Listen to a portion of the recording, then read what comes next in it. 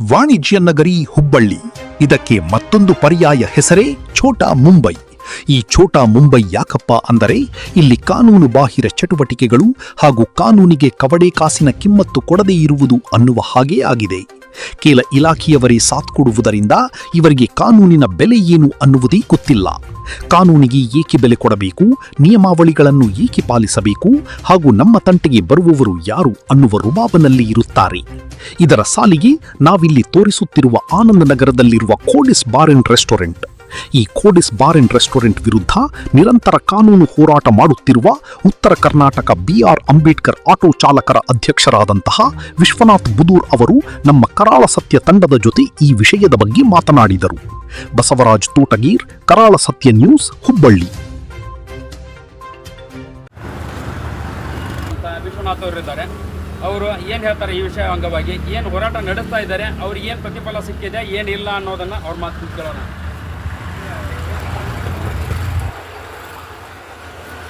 Sir ನಮಸ್ಕಾರ. ಏನು sir ಇದು ವಿಷಯ?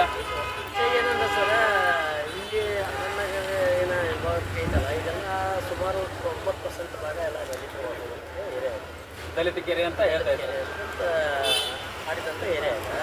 ಇಲ್ಲಿ ಏನಾಗ್ಬಿಡೈತಿ, ಇಲ್ಲಿ ನಡೆಯಬಾರ ಅಂತಂತ ಒಂದು ಆಗಿ ಇಲ್ಲಿ ಏನಂದ್ರೆ ದಲಿತರು ದುಡಿದು ಬಂದಿರ್ತಾರೆ. ಈಗ ಮನ್ಯಾಗ ಸ್ವಲ್ಪ ಕಿರಿಕಿರಿ ಇರ್ತಾವೆ. ಇಲ್ಲಿ ಬಂದು ಕುಡಿದು ಕೂಡ ಅದು ಕಿರಿಕಿರಿ ದೊಡ್ಡದು ಎತ್ತಿ ಜಗಳ ಆಡೋದು ಏನಾಗತ್ತೋ ಈ ಒಂದು ಕುಡಿತಲ್ಲಿಂದ ಒಳಗಾಗಿ ಇಲ್ಲಿ ರೋಡಿಗೆ ಜಗಳ ಆಡ್ತಾವೆ.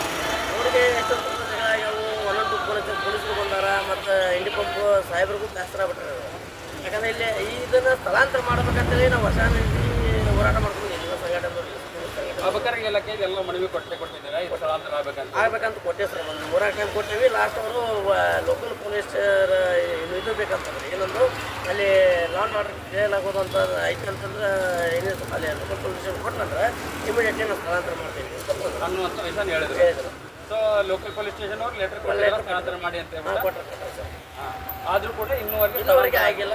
ರಾಜವಶವಾಗಿ ಇಲ್ಲಿ ನಡೆಯುವಂಥದ್ದಲ್ಲಿ ಮತ್ತು ಎಲ್ಲಿ ಬೇಕಾದ್ರೆ ಕುಂದು ಕುಡಿತಾರೆ ನೋಡಿ. ಇಲ್ಲೆಲ್ಲ ಈಗ ದೊಡ್ಡ ಶಕ್ತಿ ದೇವಸ್ಥಾನ ಇದೆ. ಇಲ್ಲಿ ನವರಾತ್ರಿಯಾಗ ಎಲ್ಲ ಹೆಣ್ಮಕ್ಳು ಆರತಿ ತಗೊಂಡು ಅಡ್ಡಾಡೋದು ಇಲ್ಲ. ಈ ಭಾಗನ ಹೆಣ್ಮಕ್ಳು ಎಲ್ಲರೂ ಅಡ್ಡಾಡ್ತಾ ಸಂಸ್ಕೃತಿಯವರು ಅವ್ರಿಗೆ ಕೂಡ ಈ ತೊಂದರೆ ಆಗ್ತದೆ ಅಂತ ತೊಂದರೆ ಆಗ್ತಿದೆ. ಇಲ್ಲೇ ಕುರ್ಚಿ ಇರ್ತಾರೆ, ಇಲ್ಲೇ ಕೂಡ ಅಲ್ಲಿ ಕುಂತಿರ್ತಾರೆ ನೋಡಿ. ಎಲ್ಲ ಹೆಂಗೆ ಬಿದ್ದಾವಲ್ಲ. ಇದು ಒಂದು ವ್ಯವಸ್ಥೆ ದೃಷ್ಟಿಯಿಂದ ಇಲ್ಲ.